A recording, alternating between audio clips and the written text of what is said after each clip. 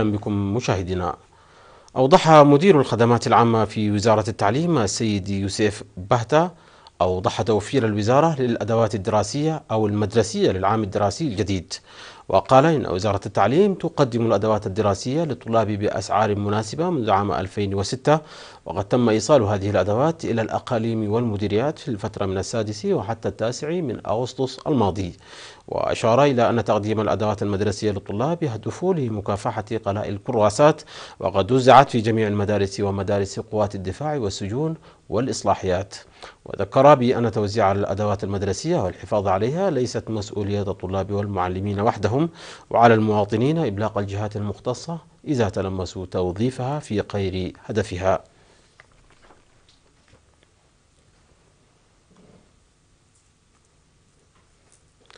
أكد الإريتريون المقيمون في نورد راين وفيست فالي بألمانيا في اجتماع التصدي الشعبي الذي عقدوه في 21 من سبتمبر الجاري أكدوا استعدادهم لإفشال العدائيات عبر الوحدة المتينة. ودعا مسؤول الشؤون القنصلية في ألمانيا سيد كحساي تولد في الاجتماع الذي عقد في مدينة دوزلدورف وحضره أعضاء لجنة التصدي والجاليات الإريترية في 6 مدن ألمانية. دعا المشاركين وخاصة الشباب لرفع وعيهم وتعزيز تأطيرهم لتقوية دورهم في القضايا الوطنية. وقدم السيد منجستاه برايا من لجنة التصدي ورقة حول وضع التصدي الراهن وتقدم البرامج التنموية في البلاد، حيث أشارت الورقة إلى رقي الشعب الإريتري الذي يتعايش في احترام متبادل، وقد استهدفت هذه الثقافة والقيم من قبل الاستعمار المتتابع باعتباره خطرا على وجوده، لكن هذا الاستهداف فشل بالتصدي الوطني القوي. كما قدم الشابان مارتا كفلماريام ويوئيل كفلماريام ورقة حول الحرب النفسية وتأثيرها على الشباب ودور الشباب في التصدي الوطني وحملة التنمية. وأكد المشاركون في الاجتماع الإيفاء بكل المتطلبات لإفشال العدائيات التي تستهدف التعايش والوئام الوطني والتصدي للحظر الجائر والدفع بمساهمتهم في برامج التنمية الوطنية.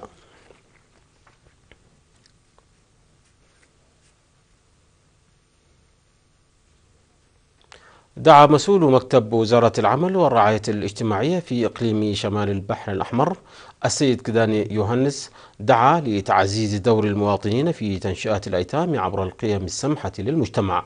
وأوضح في الاجتماع الذي عقد في قندع بمشاركة رجال الدين والأعيان وممثلي السكان وأقسام الوزارات أهمية الارتقاء بالوعي وقيام وزارة الصحة بالمتابعة اللازمة لخلق أوضاع تمكن من إعادة الأطفال الأيتام إلى ذويهم.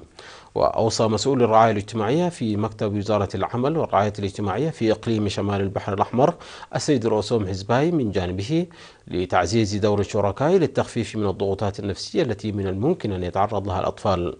وخرج الاجتماع بقرارات وتوصيات دعت للقيام بالتعبئة المتواصلة وإجراء وزارة الصحة وخاصة قسم الولادة المتابعة والمراقبة اللازمة وتعزيز تنسيق عمال التأهيل الاجتماعي في القرى والسكان.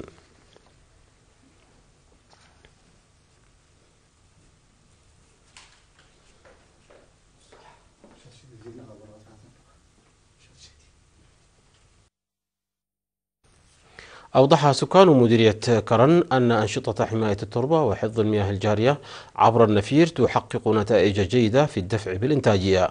وأوضحوا في الاجتماع الذي عقد لبحث أوضاع الزراعة التي قاربت مرحلة الحصاد أنهم قاموا منذ منتصف شهر يناير ولمدة 5 أشهر بأعمال حماية التربة وحفظ المياه وتمهيد الأراضي الزراعية لرفع الإنتاجية، ويأملون في حصاد محصول جيد نتيجة هذه الأعمال. ودعا مدير الضاحية السابعة السيد يوهانس ساسفاي إلى الاهتمام بحماية الأشجار إلى جانب حماية التربة وحفظ المياه، مؤكدا بأن القرى النموذجية في التشجير سيتم تشجيعها. وذكر المزارع النموذجي مكنن قبرة تنسايه بأن الأرض تمنح على قدر البذل والعطاء، وأنهم يواصلون الجهد حتى الحصاد وجمع المحصول. من جانبه حث السيد أيوب حامد إلى العناية بالمزارع ومساعدة المحتاجين.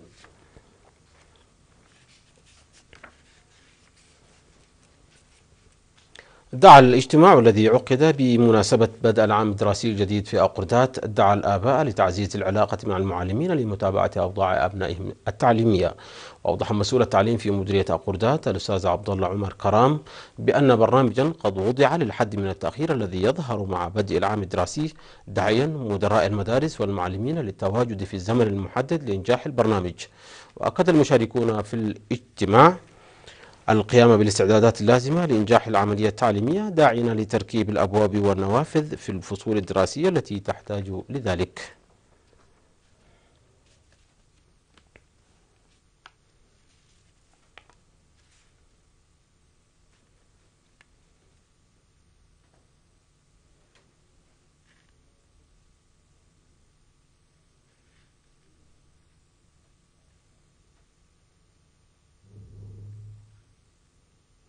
أعلنت السفارة الإريترية في السويد بأن الإريتريين المقيمين في السويد والنرويج والدنمارك يواصلون مساهمتهم في تنمية صندوق أمانة الشهداء.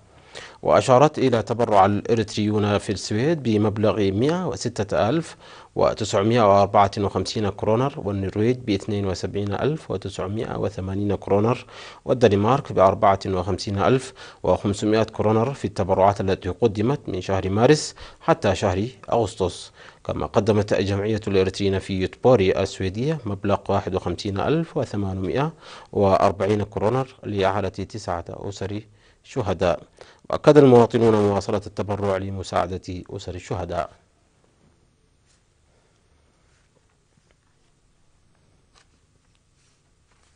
مشاهدينا، انتهت النشرة.